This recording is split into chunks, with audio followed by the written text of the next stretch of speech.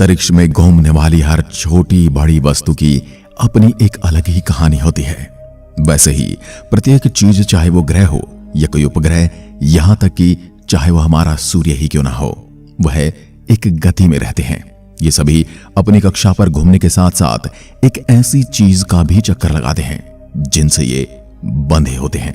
जैसे हमारी पृथ्वी अपने अक्ष पर घूमते हुए सूर्य का चक्कर लगाती है और सूर्य गैलेक्सी का चक्कर लगाता है और हमारा चांद हमारी पृथ्वी का चक्कर लगाता है। ये सभी गतिमान चीजें गति के साथ साथ एक आवाज या एक साउंड भी उत्पन्न करते हैं जो कि सबकी अलग अलग होती है। आज हम विज्ञान द्वारा रिकॉर्ड की गई बुध ग्रह की रियल आवाज को सुनेंगे और साथ ही जानेंगे बुध ग्रह के बारे में विस्तार से। आप देख रहे हैं गैलेक्सी का रहस्य और ऐसी वीडियोस देखने के लिए आप हमारे चैनल को सब्सक्राइब कीजिए। तो वीडियो शुरू करते हैं। बुध ग्रह सूर्य से सबसे पहला या सूर्य के सबसे नजदीक का ग्रह है और द्रव्यमान में 8वां सबसे बड़ा ग्रह है और गुरुत्वाकर्षण शक्ति पृथ्वी की अपेक्षा 1/4 है। यह सौरमंडल का सबसे छोटा ग्रह है जिसके पास कोई उपग्रह नहीं है। इसका परिक्रमण काल लगभग 88 दिन है। पृथ्वी से देखने पर यह अपनी कक्षा के इर्द गिर्द 116 दिवसों में घूमता हुआ नजर आता है जो कि ग्रहों में सबसे तेज है। बुध ग्रह का व्यास 4880 किलोमीटर, जो सौरमंडल में 2 चंद्रमा गुरु का गैनीमेड और शनि के टाइटन के व्यास से भी छोटा है, लेकिन द्रव्यमान में ये उनसे ज्यादा है। बुध सामान्यतः नंगी आंखों से सूर्यास्त के बाद या सूर्योदय से पहले यानी ठीक 2 घंटे पहले देखा जा सकता है। बुध सूर्य के काफी समीप होने से इसे देखना मुश्किल होता है। बुध को पृथ्वी जैसे अन्य ग्रहों के समान मौसम का कोई अनुभव नहीं है। यह जकड़ा हुआ है, इसलिए इसके घूर्णन की राह सौरमंडल में बिल्कुल अद्वितीय है। किसी स्थिर खड़े सितारे के सापेक्ष देखने पर यह हर 2 कक्षीय प्रदक्षिणा के दरमियान अपनी धुरी के इर्द गिर्द ठीक 3 बार घूम लेता है। सूर्य की ओर से किसी ऐसे फ्रेम ऑफ रेफरेंस में जो कक्षीय गति से घूमता है, देखने पर यह हर एक 2 बुध वर्षों में मात्र 1 बार घूमता नजर आता है। इस कारण बुध ग्रह पर कोई पर्यवेक्षक या 1 दिवस हर एक 2 वर्ष का होगा, यानी यहां पर दिन की लंबाई इसके 2 सालों से भी ज्यादा है। बुध ग्रह सौरमंडल के 4 स्थलीय ग्रहों में से एक है तथा यह पृथ्वी के समान एक चट्टानी पिंड है, यानी यहां पर जमीन है। यह 2439 किलोमीटर की विषुववृत्तीय त्रिज्या वाला सौरमंडल का सबसे छोटा ग्रह है। बुध ग्रह सौरमंडल के बड़े उपग्रहों गैनीमेड और टाइटन से भी छोटा है, हालांकि यह उनसे भारी जरूर है। बुध तकरीबन 70% धातु एवं 30% सिलिकेट पदार्थ का बना है। बुध का 5.427 ग्राम प्रति घन सेंटीमीटर का घनत्व सौरमंडल में उच्चतम के दूसरे क्रम पर है।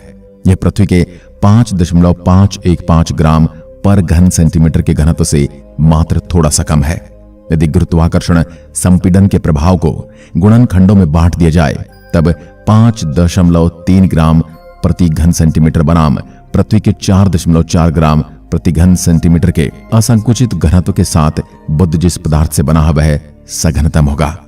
बुध की सतह का तापमान 90 डिग्री केल्विन से 700 डिग्री केल्विन तक चला जाता है। शुक्र पर तापमान इससे गर्म है लेकिन स्थायी है।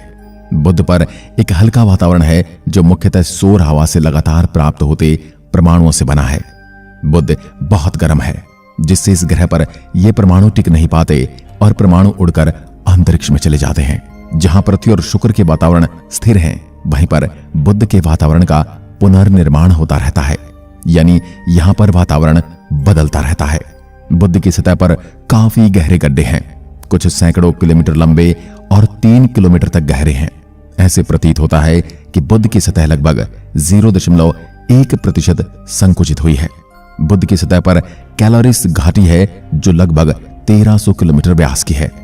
यह चंद्रमा के मारिया घाटी के जैसी है। शायद यह भी किसी धूमकेतु या क्षुद्र ग्रह के टकराने से बनी है। इन गड्ढों के अलावा बुध ग्रह में कुछ सपाट पठार भी हैं जो शायद भूतकाल के ज्वालामुखियों की गतिविधियों से बने हैं।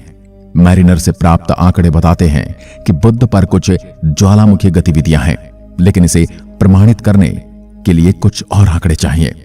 आश्चर्यजनक रूप से बुध के उत्तरीय ध्रुवों के गड्ढों में पानी की बर्फ के प्रमाण मिले हैं। बुध पर हल्का सा चुंबकीय क्षेत्र भी है, जो पृथ्वी के चुंबकीय क्षेत्र की क्षमता का मात्र 1% है, यानी 100वां हिस्सा है। बुध का कोई भी ज्ञात चंद्रमा नहीं है। बुध को हमारे चंद्रमा का भाई भी कहा जा सकता है। दोनों की सतह पर उल्कापात से बने ढेरों गड्ढे हैं, लेकिन बुध का घनत्व चंद्रमा के घनत्व से कहीं ज्यादा है। बुध की सतह स्थायी है, उस पर परतों में कोई गतिविधि नहीं है। बुध का घनत्व 5.43 ग्राम प्रति घन सेंटीमीटर है और यह पृथ्वी के बाद सारे सौरमंडल में सबसे ज्यादा घनत्व वाला पिंड है। पृथ्वी का घनत्व उसके गुरुत्वाकर्षण के कारण थोड़ा ज्यादा है, अन्यथा बुध का घनत्व सबसे ज्यादा होता। बुध का घनत्व उसके लोहे के कोर के कारण है। इससे ऐसा प्रतीत होता है कि बुध का लौह केंद्र पृथ्वी के लौह केंद्र से काफी ज्यादा बड़ा है, शायद बाकी सभी ग्रहों के केंद्र से भी ज्यादा बड़ा। बुध की सतह पर सिलिकेट की एक बारीक पपड़ी है। बुध के केंद्र में 1800 किलोमीटर से 1900 किलोमीटर व्यास की एक लोहे की गुठली है। सिलिकेट की परत यानी पृथ्वी के जैसे ही 500 किलोमीटर से 600 किलोमीटर मोटी है। सतह की पपड़ी 100 से 300 किलोमीटर की है। शायद लोहे का केंद्र का कुछ भाग पिघला हुआ भी है, पृथ्वी की भांति। बुध की कक्षा काफी ज्यादा विकेंद्रित है, यानी इसकी सूर्य से दूरी एक समान नहीं रहती। इसकी सूर्य से दूरी 4 करोड़ 60 लाख किलोमीटर से 7 करोड़ किलोमीटर तक बदल जाती है। जब बुध सूर्य के नजदीक होता है तब उसकी गति काफी धीमी होती है। 19वीं शताब्दी में खगोल शास्त्रियों ने बुध की कक्षा का सावधानी से निरीक्षण किया था, लेकिन न्यूटन के नियमों के आधार पर वो बुध की कक्षा को समझ ही नहीं पा रहे थे। बुध की कक्षा न्यूटन के नियमों का पालन नहीं करती है। निरीक्षण कक्षा और गणना की गई कक्षा में अंतर थोड़ा छोटा है, लेकिन दशकों तक परेशान करने वाला था। पहले यह सोचा गया कि बुध की कक्षा के अंदर एक और ग्रह यानी वोल्कन हो सकता है, जो बुध की कक्षा को प्रभावित कर रहा है। काफी निरीक्षण के बाद भी ऐसा कोई ग्रह नहीं पाया गया। इस रहस्य का हल काफी समय बाद आइंस्टाइन के साधारण सापेक्षतावाद के सिद्धांत यानी जनरल थ्योरी ऑफ रिलेटिविटी ने दिया। इस सिद्धांत से गणना करने पर आए आंकड़े निरीक्षण से प्राप्त आंकड़ों से मेल खा रहे थे। बुध की कक्षा की सही गणना इस सिद्धांत के स्वीकरण की ओर पहला कदम था। यह ग्रह 48 किलोमीटर प्रति सेकंड की रफ्तार से या 88 दिन में सूर्य की परिक्रमा कर लेता है, जो सबसे कम समय है। इसे अपनी धुरी पर एक चक्कर लगाने में 60 दिन लगते हैं। 1962 तक यही सोचा जाता था कि बुध का एक दिन और एक वर्ष दोनों बराबर होते हैं, जिससे वह अपने एक ही पक्ष सूर्य की ओर रखता है। यह उसी तरह था जिस तरह चंद्रमा का एक ही पक्ष पृथ्वी की ओर रहता है, लेकिन डॉपलर सिद्धांत ने इसे गलत साबित कर दिया। अब यह माना जाता है कि बुध के 2 वर्ष में 3 दिन होते हैं, अर्थात बुध सूर्य की 2 परिक्रमा में अपने स्वयं की 3 परिक्रमा पूरी करता है। शुक्र की तरह बुध का घूर्णन धीमा है। बुध हमारे सौरमंडल में अकेला पिंड है जिसकी कक्षा यानी घूर्णन का अनुपात 1.1 नहीं है। वैसे बहुत सारे पिंडों में ऐसा कोई अनुपात है ही नहीं। अभी तक तो अंतरिक्ष यान मैरिनर 10 तथा मैसेंजर बुध ग्रह पर जा चुके हैं। मैरिनर 10 सन 1974 तथा 1975 के मध्य 3 बार इस ग्रह की यात्रा कर चुका है। बुध ग्रह की सतह के 45% का नक्शा बनाया जा चुका है। सूर्य के काफी नजदीक होने से हबल दूरबीन इसके बाकी क्षेत्र का नक्शा नहीं बना सकती है। मैसेंजर यान 2004 में नासा द्वारा प्रक्षेपित किया गया था। यह यान 2011 में इसकी परिक्रमा करना आरंभ कर देता है। इसके पहले जनवरी 2008 में इस यान ने मैरिनर 10 द्वारा न दिखे गए क्षेत्र की उच्च गुणवत्ता वाली तस्वीरें भेजी थी। अब बात करते हैं कि वैज्ञानिकों ने कैसे रिकॉर्ड की बुध ग्रह की आने वाली साउंड। यूरोपीय और जापान की स्पेस एजेंसियों का संयुक्त अभियान बेपी कोलंबो अभियान की शुरुआत अक्टूबर महीने की शुरुआत में हो चुकी है। सबसे पहले बेपी कोलंबो अंतरिक्ष यान ने बुध ग्रह को पार किया। यह एक ग्रह के चारों ओर एक अंतरिक्ष यान के लिए सिर्फ एक साधारण फ्लाईबाई नहीं था।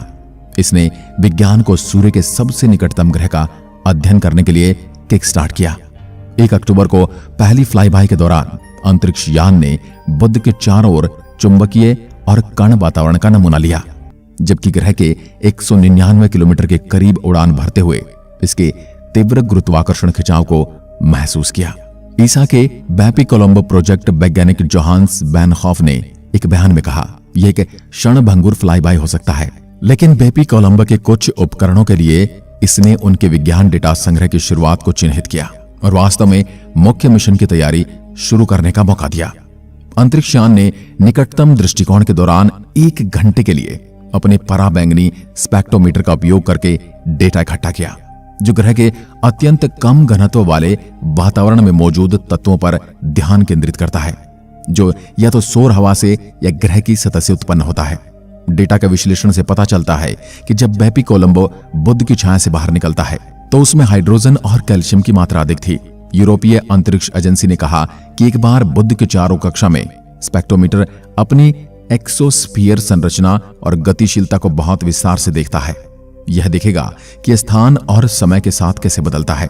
स्पेक्ट्रोमीटर के अलावा फ्लाईबाय के दौरान मरकरी, गामा रे और न्यूट्रॉन स्पेक्ट्रोमीटर भी काम कर रहे थे, जिसने बुध की सबसे ऊपरी सतह परतों के साथ गैलेक्टिक कॉस्मिक किरणों की बातचीत से उत्पन्न न्यूट्रॉन और गामा किरणों के उज्ज्वल प्रवाह का पता लगाया।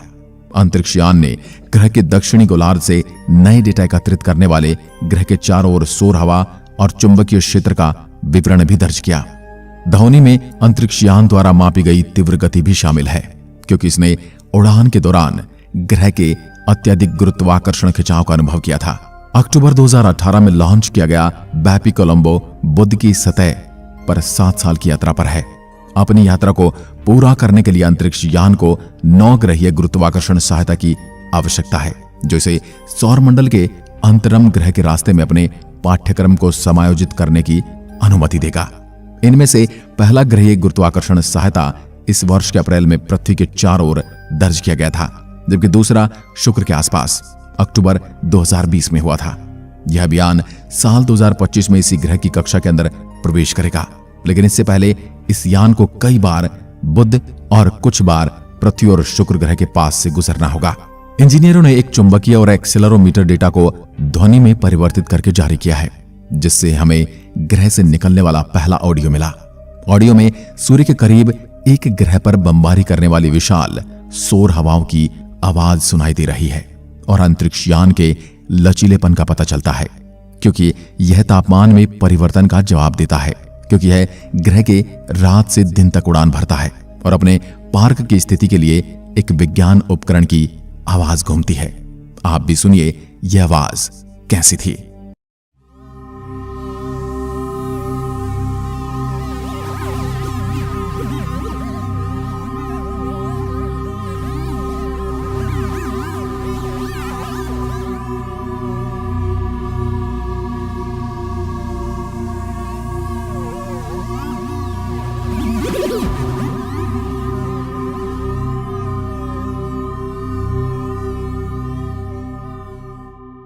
आज की वीडियो में बस इतना ही।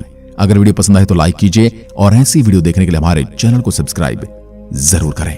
धन्यवाद। जय हिंद, जय भारत।